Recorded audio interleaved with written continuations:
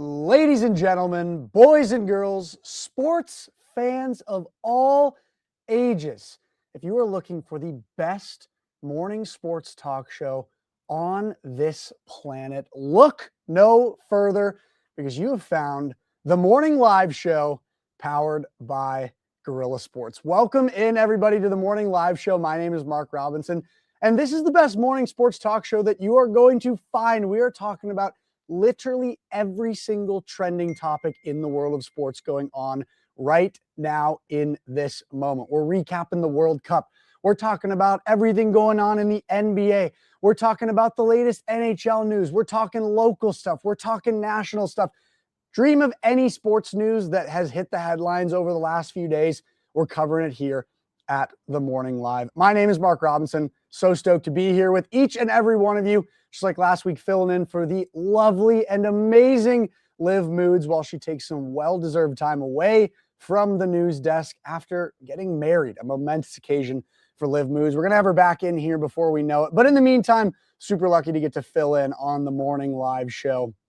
And I've got another great show mapped out for you guys. Tons of different topics that I want to talk about, tons of different takes, and tons of different stuff that we're going to overview on today's episode of the Morning Live. Now, before we get going, I am going to alert the masses that we are live, that we are rocking and rolling. So let's get this going here. I am live. Come hang. Woohoo. And the masses have been alerted. All right, let's not waste any more time. Let's get into it. I want to start with talking about the World Cup because we got to milk the World Cup as long as we can. Let's be real here because it only comes around once every 4 years. So I want to talk about it and I want to recap it and I want to look back on it as much as possible. I know it ended this last Sunday. It's been a few days. People are kind of experiencing the World Cup hangover, but I want to continue to talk about it for as long as we can because before I get into the specific aspects of the World Cup that I want to talk about, just generally speaking, the World Cup, and I'm sure this is a common conception. I'm sure this is a common thought surrounding this specific event.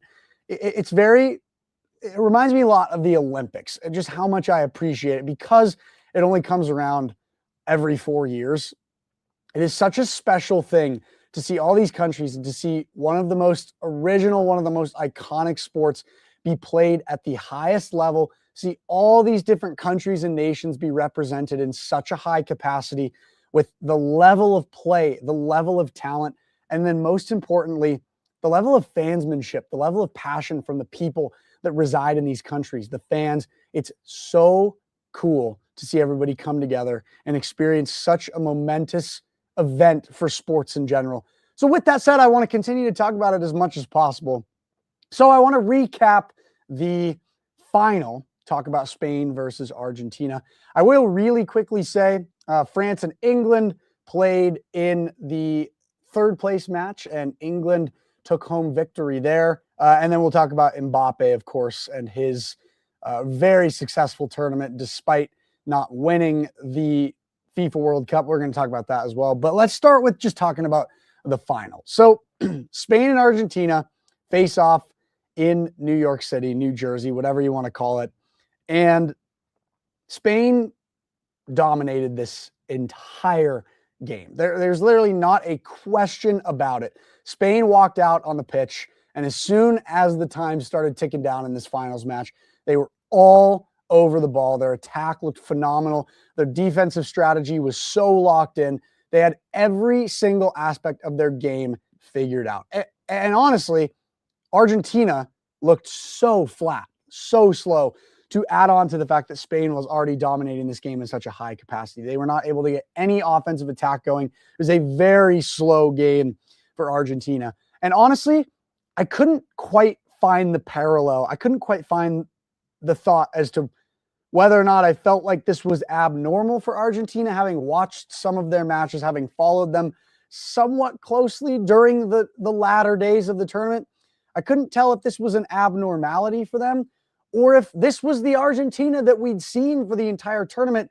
They just finally got their luck caught up to them, because let's remember how some of their matches went to get to where they were, to get to a FIFA World Cup final. They were losing 2-0 to Egypt, and they had a spark of luck where an Egypt goal gets called back, and they're all of a sudden scoring 3 goals in the final 15 minutes of full time. That was a crazy, I don't want to say it was luck, but that was a crazy turn of events that 9 out of 10 times you don't see a European football team come back from that sort of deficit that late in the match. And then you go to the Switzerland game, same thing. It was knotted up the whole time. It was close. It ended up going to extra time. Argentina finds a stroke of luck. They make amazing efforts on the attack, and they're able to score.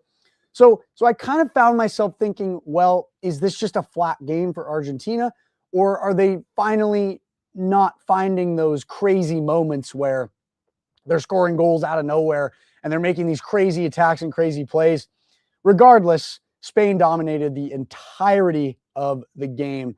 But there was one thing that Spain could not figure out, and that was Emiliano Martinez. He was a brick wall as a keeper for Argentina. Save after save after save, all the way up until that first goal that got scored.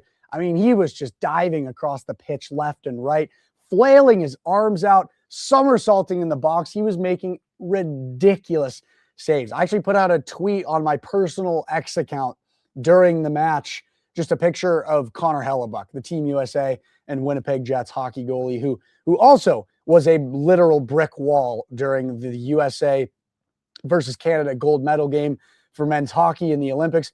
It was the same thing. Like, these keepers always live up to the task. It was really cool to see Emilio Martinez, despite a struggling team in front of him, who, might I add, put 0 shots on goal throughout the entirety of the game.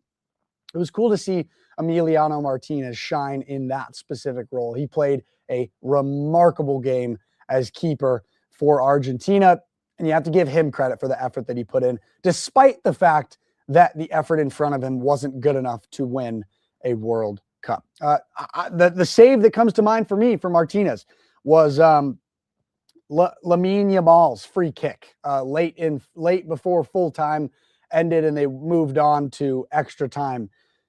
Everybody's lined up. Yamal makes really great contact with the ball, gets a nice arc on it. It's heading for the top right corner, and he gets up. He puts his hands nice and high, gets the tip on it, bats it out of the way. He's wailing his arms up, getting the crowd fired up behind him.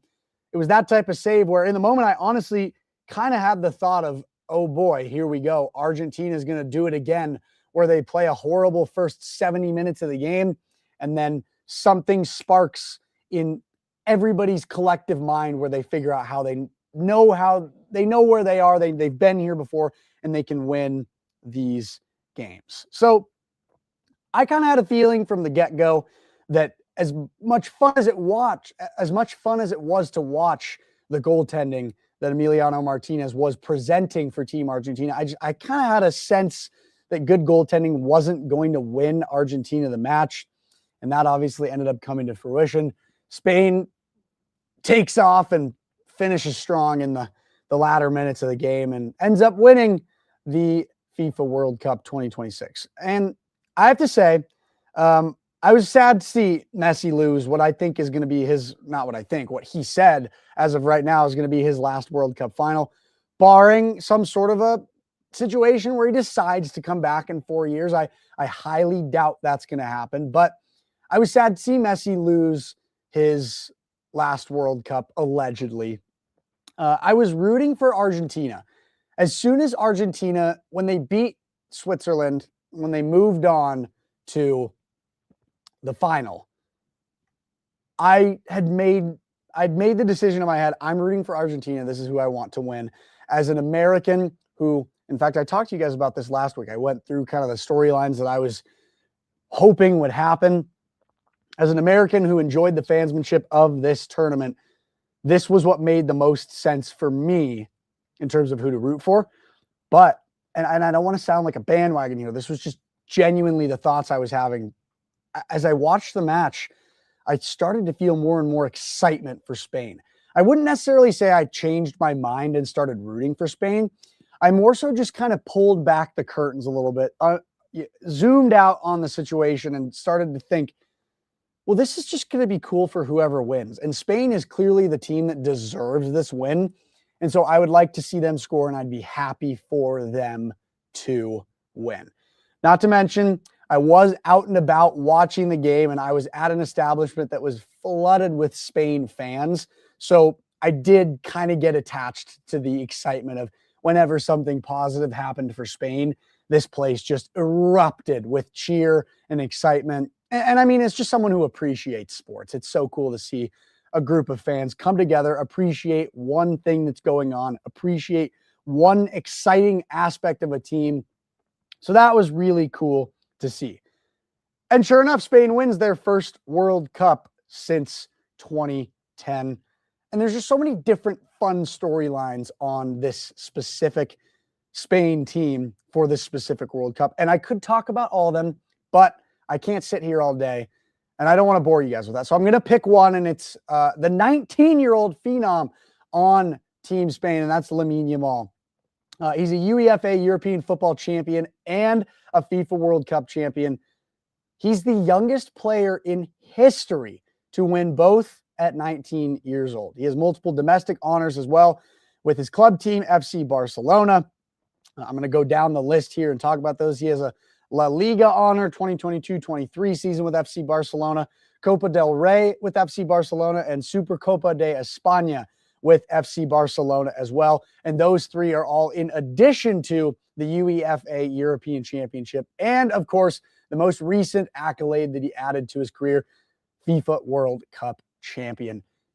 I want to just put this into perspective for us American sports fans who maybe don't follow the FIFA World Cup, or I guess in better terms, don't follow European football or soccer on a regular basis, because there is obviously the Premier League and there's all of the European leagues that are going on outside of the United States. And there's obviously a big niche of people within the United States that are following these specific leagues and teams, but it's not as big. So just to put this into perspective, a 19-year-old winning two of the largest championships in European football before even turning 20 years old. He's younger than me, and he has already checked off two major boxes in his European football career. This would be like if Bo Nix was drafted by the Broncos, and in his rookie year, he led them to a Super Bowl, and the Broncos won the Super Bowl. This would be like if Nikola Jokic was drafted by the Nuggets, and that first year, Nikola Jokic is a starting five player for the Nuggets, and that first year, his rookie year, he leads them and plays a significant role in them winning a championship. This is very significant stuff that we're looking at here, considering that Lamine Yamal was able to win these accolades at just 19 years old. And he didn't just, like, I always think of the comparison of, when somebody's on the group project and they get the A, but they didn't contribute. This is not that situation. He played such a pivotal role, both from a physical play standpoint and from a mental leadership standpoint, just the kind of player that he is. He played such a significant role in Spain's success. So that is a really cool storyline to kind of pull the curtains back on and look at. So Lamine Yamal and Spain are 2026 World Cup champions. Very cool stuff to see Spain take home that victory. The Golden Boot ended with Kylian Mbappe winning the Golden Boot. He had 10 goals, only player in the FIFA World Cup to make it to double digits. He was the 2022 Golden Boot winner as well with 8 goals. So 4 years later in back-to-back World Cups, he decides, not only do I want to win it again, but I want to break my own personal record and get to double digits. So he has an 8-goal Golden Boot. That's a tongue twister, my goodness. 8-goal Golden Boot win in 2022, and then a 10-goal Golden Boot win in 2026. He's the first male player in history to win the Golden Boot in 2 World Cups, not to mention they were back-to-back, 2022 and 2026. I do wonder, I can't help but wonder and think, does it sting a little to win the Golden Boot and not the whole FIFA World Cup? put yourself in Kylian Mbappe's shoes. He now has 2 straight golden boots where he did not win the World Cup. One of them, he went to the final and lost in the final seconds of the game. And then this year, they're the favorite to go to the championship and win. And they kind of get upset in the quarters, trying to make it all the way to a championship. Do you think that for Kylian Mbappe, who has such a decorated career already, he's going to go down as probably the best FIFA World Cup player in the history of the game? Does it sting for him to have the golden boot in back-to-back years, but he didn't win the bigger trophy? He didn't win the FIFA World Cup. Now, I do have to mention he does have a World Cup back in 2018. He is kind of in the same shoes as Lamine Yamal in this case. In 2018, I believe he was just 19 years old when he won his first FIFA World Cup with France back in 2018. But this is a drastic comparison, but I think of when Connor McDavid won the Conn Smythe in the 2023 Stanley Cup Championship, or whichever one he won the Conn Smythe, that first year that Florida beat Edmonton out of the 2 back-to-back years, so it was 3 years ago. Is it a similar feeling for Kylian Mbappe where it's like, okay, I won like the personal MVP award, the personal best player in the FIFA World Cup award, but my team didn't win the #1 award, that is the FIFA World Cup Championship? I don't know, just some food for thought as we kind of round out World Cup talk here. Last thing I want to say, I do not know what to make of this. FIFA is selling authenticated, resin-encased pieces of the pitch used for the 2026 World Cup Finals. So you can, as a FIFA World Cup fan, if you just are a fan of soccer, if you are an Argentina fan, if you're a Spain fan, whatever it may be, you can purchase a resin-encased piece of the pitch for, at minimum, the starting price for $450. $450. So the turf was removed from MetLife Stadium in New York, New Jersey following the final and is being sold in 4 limited edition tiers. So the lowest tier, $450. So almost $500, half of $1,000 for a piece of grass. The premium editions for $900 and $1,200. So now we're already up into the 4-figure number for a piece of grass. People are getting ready to pay $1,200 for a piece of grass. And then the Hero Edition, which also includes a larger 3-inch display, a gold-etched souvenir ticket, a mini replica match ball, and a crystal cut World Cup trophy. So that, I will say, includes a lot more memorabilia. You're getting a better bang for your buck, maybe. But at the end of the day, in this package, one of the things you are purchasing is a piece of grass, a piece of the ground, $3,000. $3,000 for a piece of FIFA World Cup pitch. I get it. It's cool. It's authentic. It's a memory. It's a piece of history. But there is no way that you would ever catch me spending $450 all the way up to $3,000 on a piece of grass. There is just absolutely no way that you would catch me doing that. I actually can get behind the Hero Edition more, the $3,000 with all the memorabilia, because it almost feels like you're paying for all of that awesome stuff, and the piece of grass is kind of included in this big package. But I mean, that's just absurd, guys. If we go back to the entry-level edition, it's just a piece of the pitch in an acrylic cube that's resin encased. $450 for that? Smell you later. Anyways, 2026 FIFA World Cup. It was one to remember, an unreal tournament. USA had a great run. Now the entire world knows who Erling Haaland is, including myself, and I'm so glad that I do. He's one of my favorite athletes in the world now. But just a really awesome, amazing 2026 FIFA World Cup. And I think for the final time, at least for me, I'm signing off on World Cup talk. I'll be 26 years old next time we are talking about the FIFA World Cup. So excited to be back in 4 years. But for now, let's move on to some of the sports that stick around a little more often than not. And we're going to move on to the NBA right after I get a nice sip of coffee. All right, let's get into some NBA news. So, a very hot topic in the NBA Hall of Fame situation right now.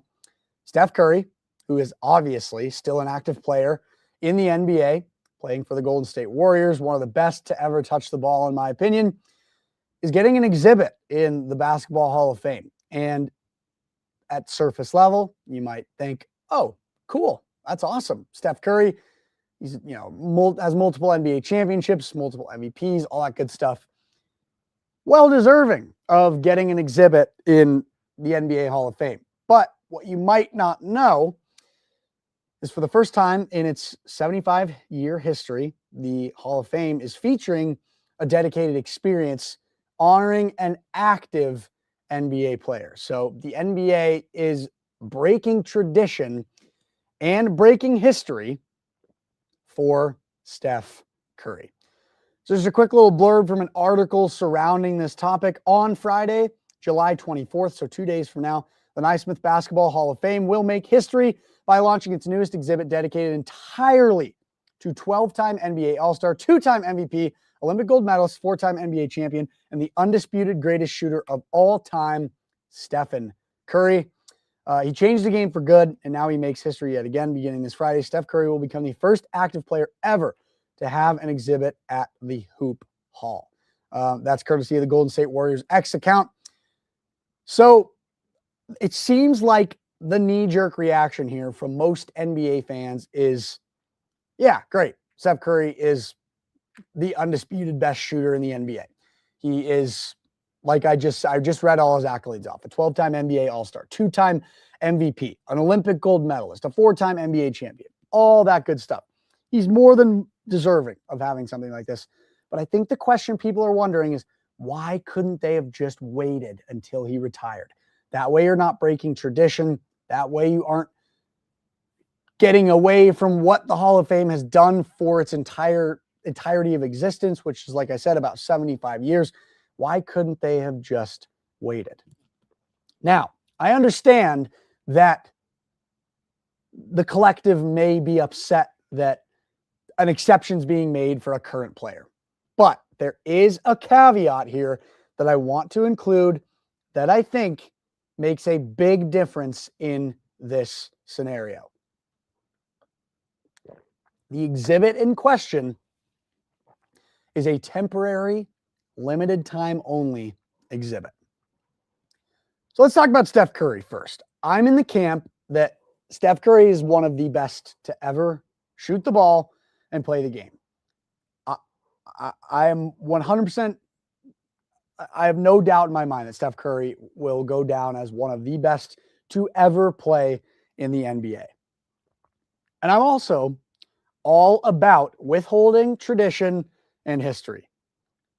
But I do think the fact that it's a temporary exhibit makes it a lot more easy of a pill to swallow than people are saying. People are obviously maybe getting a little overworked of like, why are we breaking tradition? Why are we moving away from what the Naismith NBA Hall of Fame has done for 75 years? They've never had an exhibit dedicated to just one player that's still active in the NBA.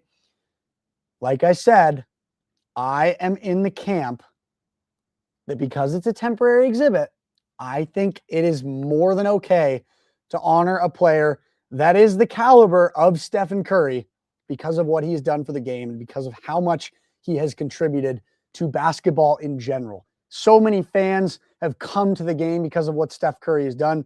So many people who didn't understand and appreciate the game of basketball have now gained that appreciation because of Stephen Curry. He's a legend. He's one of the greatest to ever do it.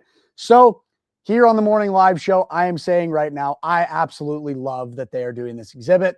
I don't have an issue with them breaking the tradition of never honoring a active NBA player. And I think the biggest caveat for me is it's a temporary exhibit. It's a temporary thing during the offseason to honor the legendary career that is Stephen Curry. And I think it's something that fans, both Golden State Warriors fans and just NBA fans in general, who appreciate basketball, should be super excited about.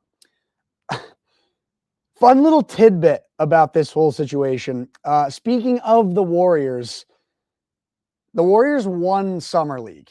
And Yaxel Lendebeest, awesome name, by the way, was named the NBA Summer League MVP. And he had a tweet about his situation and how he won the MVP that just did absolute numbies. It is freaking hilarious. I'm going to put it up on the screen right here. So it's a quote tweet to NBA Central saying that Stephen Curry is set to become the first active player to ever have an exhibit at the Naismith Basketball Hall of Fame per the Warriors. Yaxel Lendebeest, Summer League champion and Summer League MVP for the Golden State Warriors, said, "Congrats to Stephen Curry, but the timing of this couldn't be worse." And he's obviously hinting at, really, man? Come on. This was supposed to be my time under the spotlight for the Warriors. We just won Summer League. I'm the MVP. This should be so exciting for me, but it's immediately now, oh, we got to take the light and we got to shine it on Steph Curry because he now has an exhibit at the Basketball Hall of Fame, and an active player has never had that before. But it's obviously all in jokes and good fun. He's not actually pissed off at his teammate, but I just love it when athletes joke around like this. He's like, with a playful smile on his face, congrats to Stephen Curry, but man, this was supposed to be my time to shine in the Bay. I just think this was hilarious. Super lighthearted joke from, like I said, one of the most awesome names I've ever heard. Yaxel Lendebeest. Come on. Pretty awesome. So yeah, Steph Curry is getting an exhibit at the Naismith Basketball Hall of Fame. And like I said, I'm super happy for him, and I'm pumped to see what this exhibit looks like. I unfortunately will not be making a trip out to the Naismith Basketball Hall of Fame, but in this day and age, the world we live in, I can guarantee you that there will be picture and video of it all across social media. So we'll be taking a look at that. And I'm sure we will be continuing to discuss it here on these shows.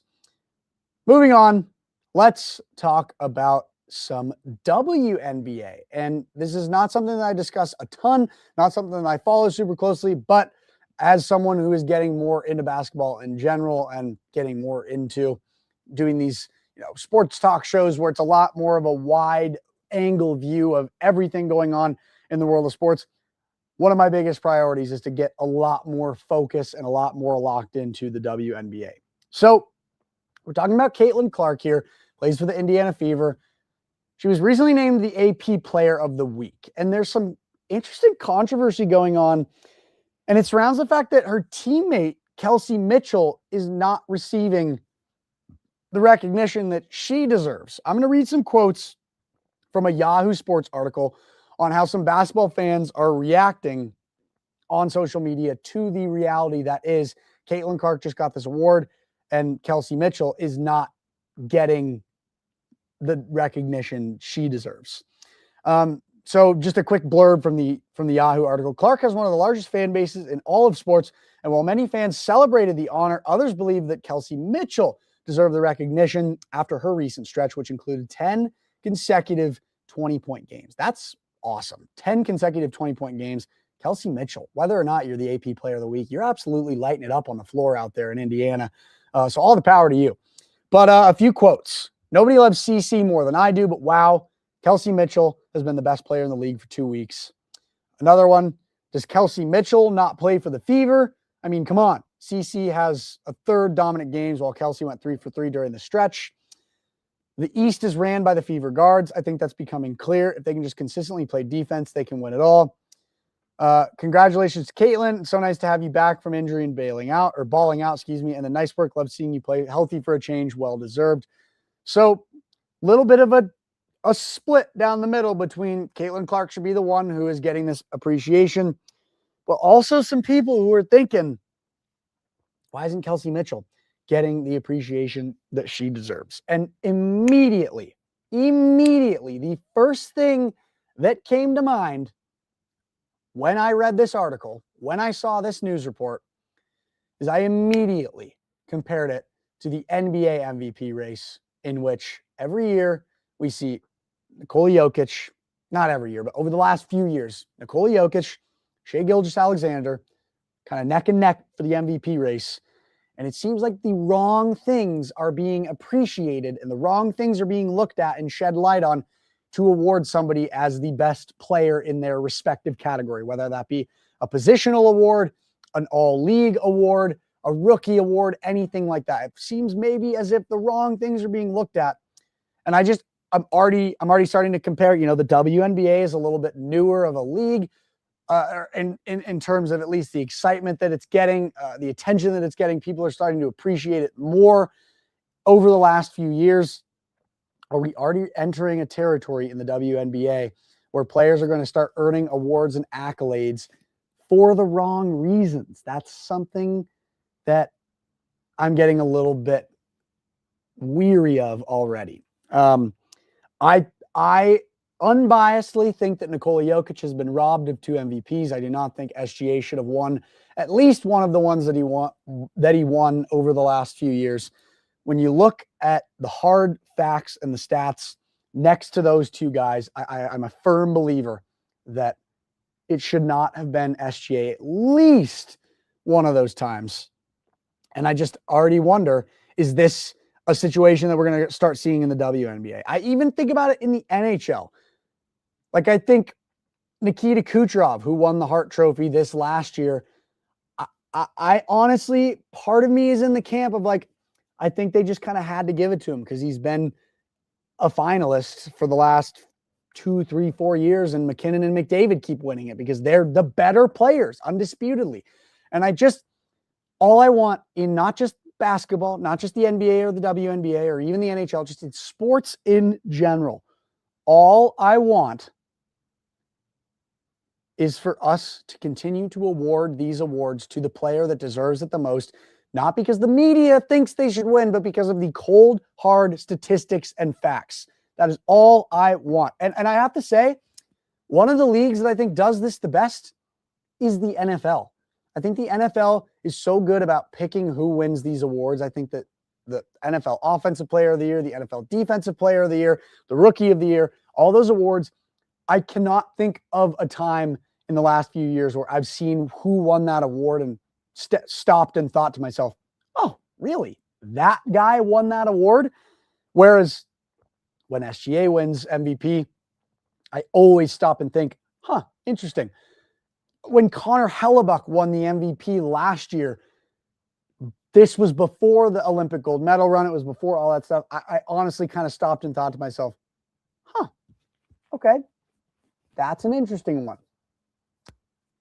Not sure. Who knows? But just wanted to talk a little bit about Caitlin Clark. I don't want this to come off as I'm not appreciating what Caitlin Clark is doing for the Fever, because she's one of the most well-known athletes in professional sports right now, period. Not to mention she's playing phenomenal for her respective WNBA franchise. I don't want this to come off as I'm not appreciating what she's doing for the game, because she's playing phenomenal basketball. And she's also taking a lot of tough fouls and just a lot of tough situations out on the floor with just how physical some of these other players are being with her and just the way that it's all panning out. And the WNBA is sort of in a situation where they need to take action on how some of these players are treating Caitlin Clark. I don't want this to come off as I'm not appreciating what she's doing, because I really am. But I'm just sort of wondering, like, is this small example of Kelsey Mitchell not getting the appreciation she deserved because Caitlin Clark maybe needed to win it more from a media standpoint? I just hope that doesn't become a bigger picture thing in the WNBA in general, because it kind of already is a thing in the NBA. Let's close in a little bit on NBA news, and let's talk about the Nuggets, because we're obviously here in Denver, and that's the team that we cover primarily here at Guerilla Sports. Are the Nuggets retaining Peyton Watson? It kind of is starting to feel like, yes, they are. Feels like they're maybe out of the woods of a sign and trade happening or him getting traded. A comment from NBA insider Jake Fisher responding to Tom Luthner Sports on some sort of thread recently. Jake Fisher said he thinks that P-Watt isn't going anywhere. He thinks he's going to be in Denver and here to stay. There's been rumors about him going to Milwaukee and LA. Those are, I feel like, the two biggest names that have been floated as of late. And it just kind of feels like as we get into the latter days of July and as we start to get closer and closer to when teams are going to report for camp and start getting ready for the season, it kind of feels like we're maybe out of the woods with Peyton Watson not being a Denver Nugget for the start of the 2026-27 season. I don't want to jinx us, knock on wood here, but I don't know. I kind of feel like at this point, if it would have happened, it would have already happened. And on draft day, I think it was, whenever we met with, we talked with some execs throughout the summer. One of them was like the end of season presser. We talked with Jonathan Wallace, Ben Tenzer, David Adelman, and Josh Kroenke. And then for draft day, we talked to Ben Tenzer and just Jonathan Wallace, the basketball ops guys. And they had a quote about P-Watt that was, our goal is to make sure Peyton Watson is a Nugget for a very long time. So clearly that is a priority for this front office. And if you keep that quote in mind and think about the fact that a deal hasn't gotten done yet, that only makes me think that contract talks are going on. They're at an all-time high. And I'm sure that we're probably out of the woods. I don't know. Like I said, I don't want to jinx it, knock on wood. But I'm hoping that we're out of the woods because I'm in the camp that I really want to see Peyton Watson back in Denver for another season, especially after the breakout year that he had. It was pretty awesome to see what he was able to do. Anyways, let's talk a little bit about Nuggets Summer League. They ended the Summer League stint with a win. I was going to say season, but it's like, it does not feel correct to call it a Summer League season. It was only for like a week. But the two Nuggets draft picks, Trevin Brazile and Bryce Hopkins, both had major standout performance in Summer League. They both played exceptionally well. Trevin Brazile led the roster with an impressive 25.5 points average, 7 rebounds, and 2 blocks. Bryce Hopkins also had a great performance, averaging 18.6 rebounds and 1.5 assists on his Summer League stint. Brazile has also already signed a standard rookie contract around the start of NBA Summer League. So my question for all of you guys watching, whether you're basketball fans or whether you just want to ponder the question in general, are either of these guys going to earn like a consistent spot on the bench for this NBA season?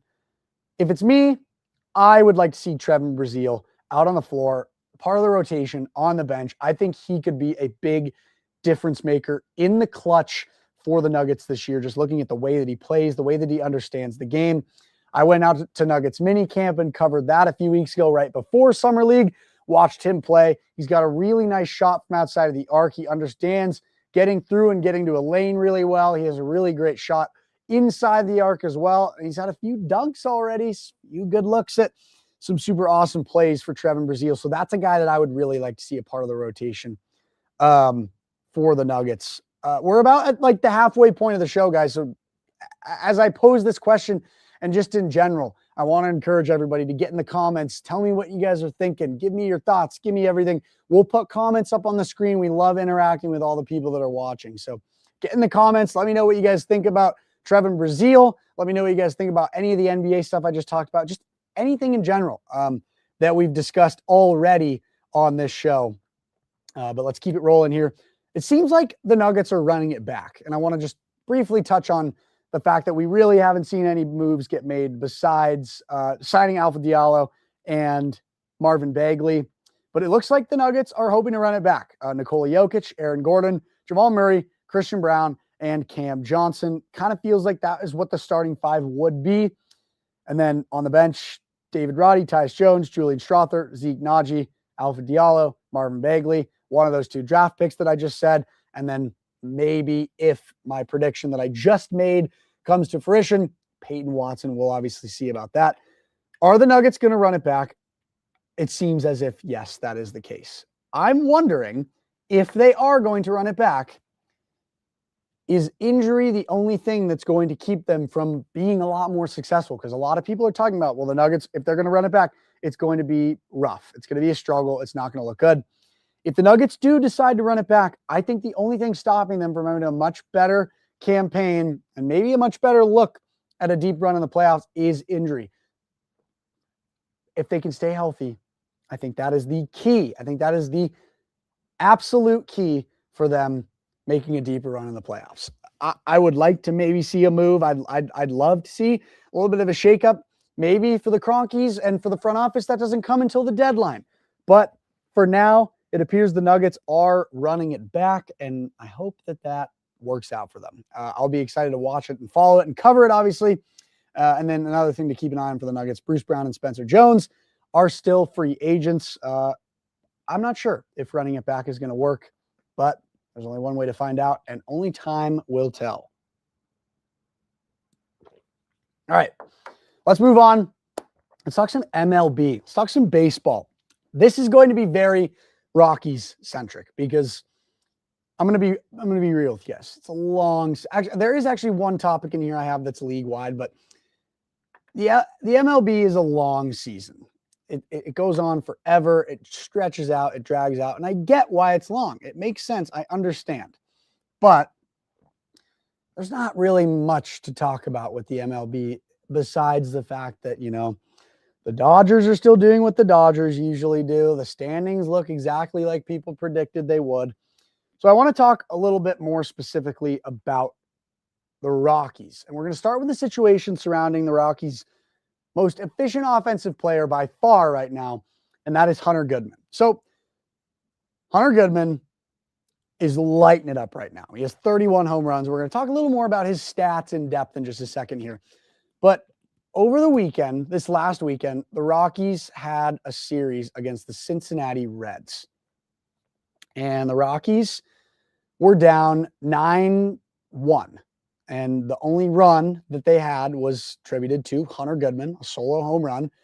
And there's a runner on base, and Hunter Goodman steps up and he crushes a 2-run home run to make it 9-3 Reds. So still a 6-run game, but Hunter Goodman gets a 2-run home run and he sparks some momentum for the Rockies.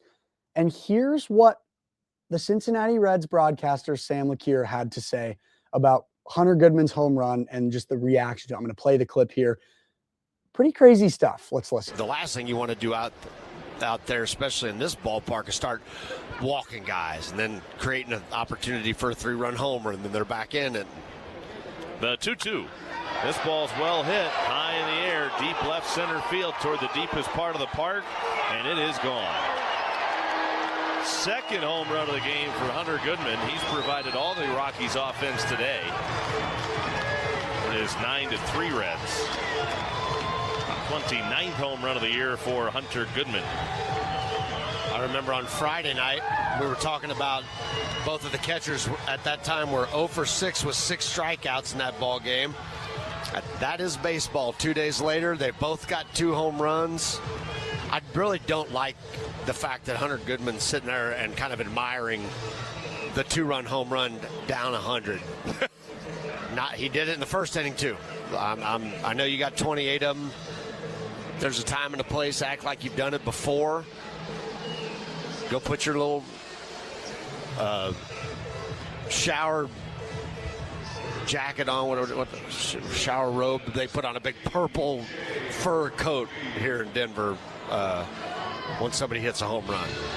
But anyway, as you were. Thanks for letting me borrow your soapbox. Let's go back to play-by-players. I really don't like the fact that Hunter Goodman is celebrating his 2-run home run when they're down by 100. There's a time and a place. You've been there before.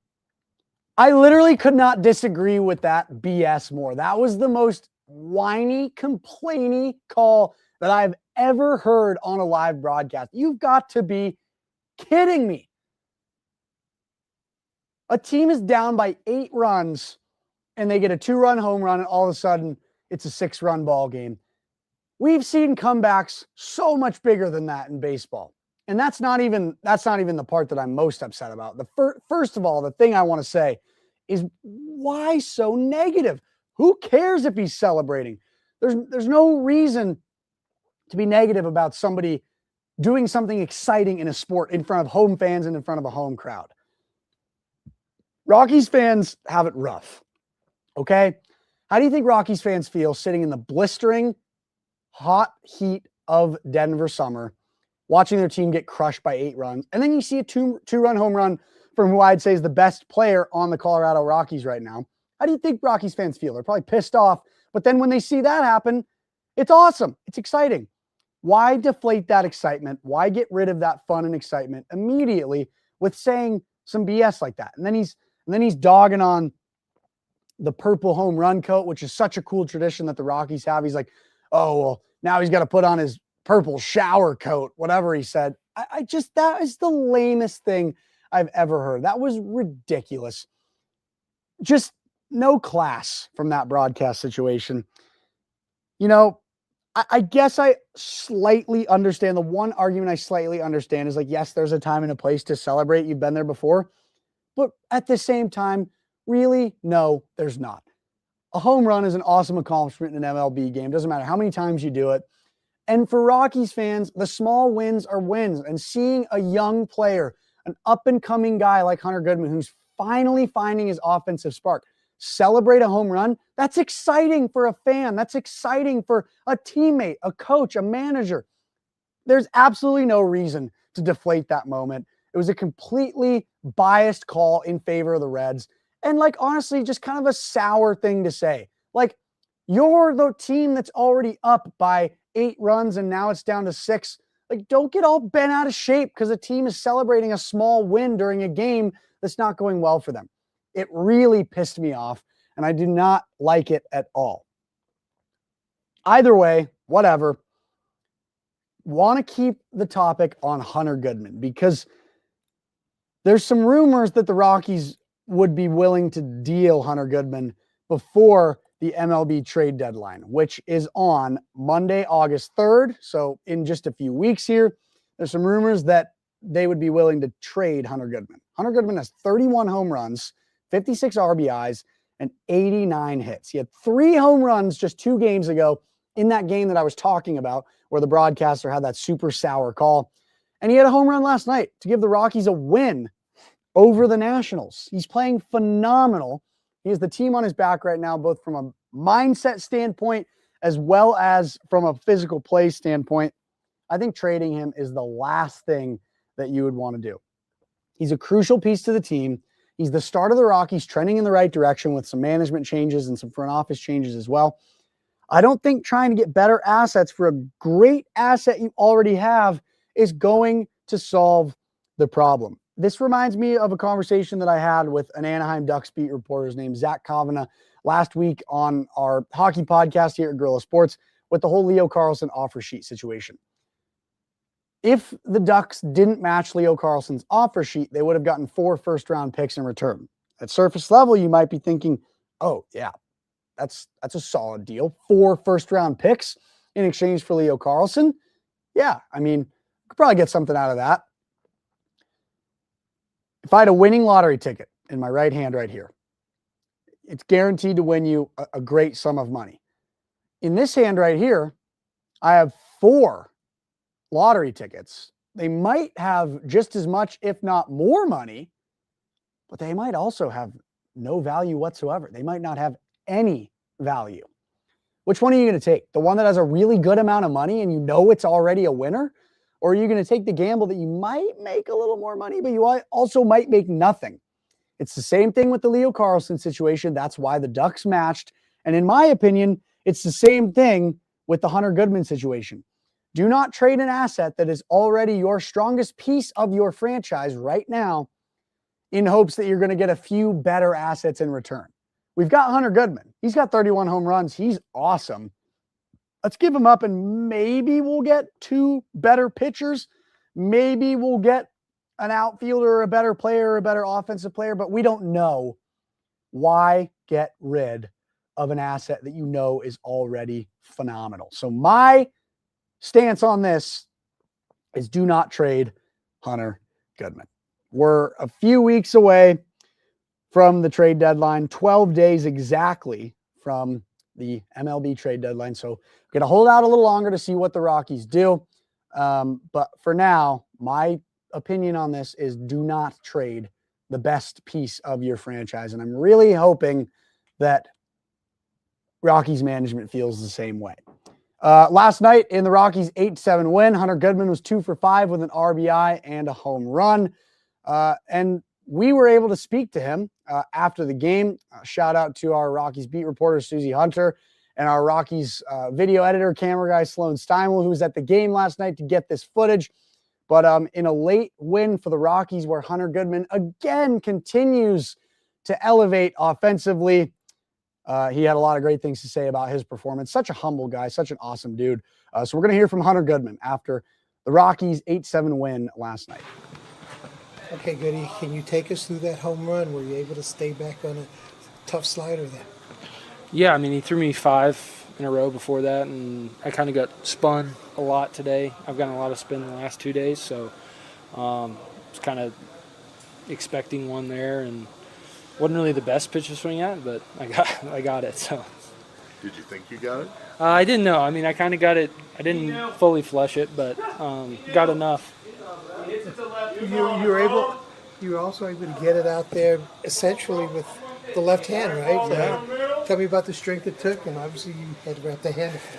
Yeah, I mean, it's just caught it out front, breaking ball, spun it well, so those tend to carry. So got just enough of it. When you're in a confident place, earlier, bases loaded, very nasty pitcher, you punched out there. But when you're in a confident place, is it easy to kind of flush those things? Oh, I mean, I was pretty frustrated after it, but as the game goes on, I mean, we're still in a big ball game, and we got a chance to win that ball game, and I knew I was going to get another at bat. So at that point, you got to get over it as quick as you can. Hunter, was some of that frustration kind of shown? Was that where there was so much emotion and you seemed really, really fired up, especially for this home run, even compared to some of your really big ones in the past? Yeah, I mean, it was a cool home run. I mean, tough at bat, tough pitcher. Kind of felt bad, kind of let the team down with the bases loaded, 1 out. I got to at least put that ball in play somewhere and get 1 run. So definitely felt good to come through. What did you see from the bullpen, especially those last 2 innings? Yeah, it was awesome. I mean, the Mejia was great, and Romano coming in there and shutting the door versus 2 of their best hitters and 2 really, really good guys in this league. So it was really good to see. With Vodnik on the mound, you guys were able to turn one heck of a double play there. Tell me about that. That was a crazy one. I mean, infield in, Willie made a great throw. The runner kind of stopped, but saw who was Nunez took a huge turn and slipped, so kind of helped us out, but that was good. So that's Hunter Goodman after a late home run versus the Nationals to give the Rockies an 8-7 win. Goodman was 2 for 5 with an RBI and, of course, the home run. And just, I mean, I want to circle back to the conversation of why would you trade a guy who is getting you wins in late games. And if you didn't catch on to it kind of in the background, one of the questions was, did you knew that one went? Did you know it was going to go be a home run? And you could hear people in the background as he was humbly saying, I feel like, maybe like kind of like people were like, he knew. The vibes in this locker room are good. They're probably the best they've been in a few years. Guys are rallying around each other. Guys are excited to get the little wins right now. I don't think taking a key piece of that away in a trade would be the right move at this exact moment. So I'm really hoping the Rockies hold on to Hunter Goodman. And just one more time, because I'm so fired up about it, I'm going to circle back to that broadcast clip I played. Small wins for the Rockies are fun right now, and moments like that are so dumb because it's like, why take that away? The Rockies lost the first game against the Nationals 7-3, but last night's win gives us a rubber match today. 1 o'clock first pitch, 1:10 to be exact, at Coors Field versus the Nationals.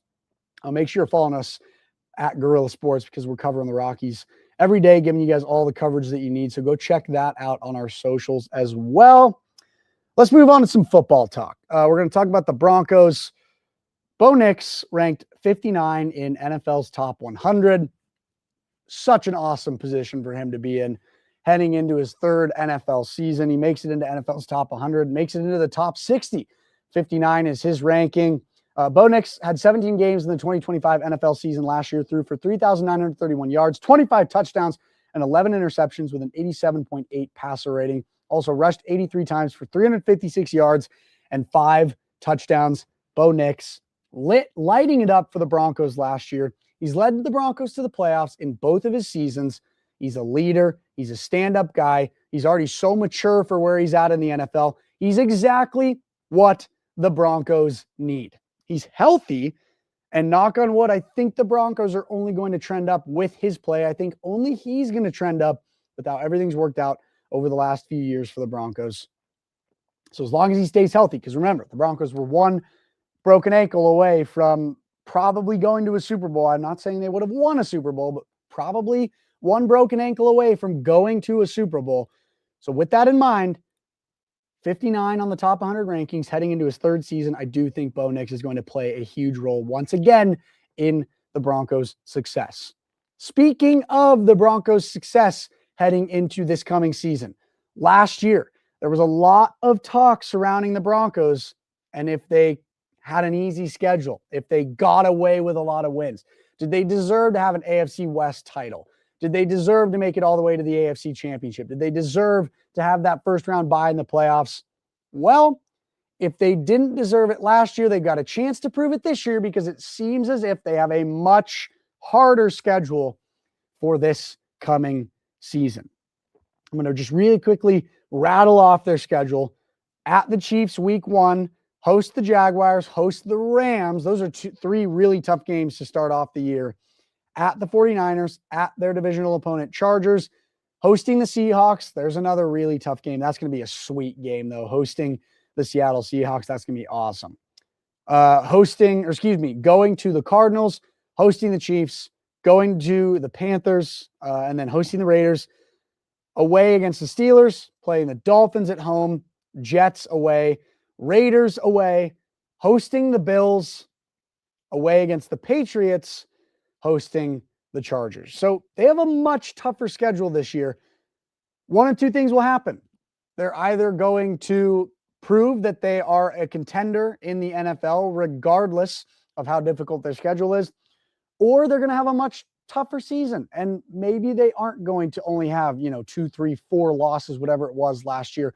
Whatever one it is, I do think no matter what, the Broncos are going to be a playoff team and they're going to be a contender in the NFL. Very, very excited for the Denver Broncos and what they have in store coming up in the 2026 NFL season. Super pumped to see what they do and see what Bo Nix does as the NFL season fast approaches. All right, as we wind things down here, just a little bit of news on the National Hockey League. One of the best forwards on the Dallas Stars roster, one of the best American players in the NHL right now, Jason Robertson. There's been so much news surrounding his contract all summer long. Is he going to resign? Is he going to get traded? Sounded like he was going to go to arbitration, but Jason Robertson and the Stars avoid arbitration. He signs a 1-year, $12 million deal, and he is going to stick around with the Dallas Stars for at least the next season. So for those that don't know, arbitration in the NHL is when a team and a player cannot come to an agreement on a contract. They go and a third party kind of mediates it, and they come to an agreement on what makes the most sense based on the cold hard facts and the situation from both a coach, management, and a player standpoint. It's basically like a lawyer courtroom hearing for a player. They look at play production, they look at injury status, they look at all that good stuff, games played, and they come to an agreement on what makes the most sense for both parties. Jason Robertson and the Stars avoid arbitration, and he gets that 1-year, $12 million deal. The Stars are now in the negatives for cap space, but if you guys are coming off the books soon, I suspect that a trade will happen sooner rather than later, at least before Robo is eligible for extension, because right now the Stars are obviously in a really tough situation in terms of their cap. But what they did with this 1-year, $12 million deal is they basically reset the clock on this situation. They basically said, all right, we now have bought ourselves some significant time to figure out what we really want to do about this. What I think is going to happen is a bigger extension is going to come mid-season. It might also mean they're buying time to figure out a trade and figure out dealing him somewhere else. But I think this most likely means that Jason Robertson will be eligible for extension at the middle of the season. But in the meantime, they've bought themselves some time. And if he isn't extended on a longer-term contract at the middle of the season, he's now going to be a UFA at the end of the year. So he can get traded wherever he wants. He's an unrestricted free agent. He can sign wherever he wants. He can get traded wherever he wants. Or actually, now that I say that out loud, I think he might have a no trade, no move clause. And I don't think that that's affected by being a UFA. But nevertheless, for the time being, Jason Robertson and the Dallas Stars avoid arbitration. He signs a 1-year, $12 million contract. And we'll see what the Stars do with this situation now that they've bought themselves a little bit more time. A lot more NHL talk to come on our airwaves later today. We've got our special edition of Guerilla Sports Off Ice Wednesdays at 1 o'clock Mountain Time, hosted by myself, Mark Robinson, and we've got Jesse Montano on the show as well. So for some more hockey talk, join us later, 1 o'clock Mountain Time. We'll be talking about some other stuff going on in the world of NHL. Got some other fun segments and some other fun stuff mapped out for that show. But in terms of hockey talk, because we are approaching, or not approaching, we are all the way on the hour. We're at the hour mark for this show. We're going to wrap things up here. So that's going to do it for the morning live show here on Guerilla Sports. Thank you guys so much for tuning in. My name is Mark Robinson. We appreciate all the support. We appreciate all the viewership. Continue to check all our stuff out at Guerilla Sports. And in the meantime, we'll talk to you guys later. Have a great rest of your day.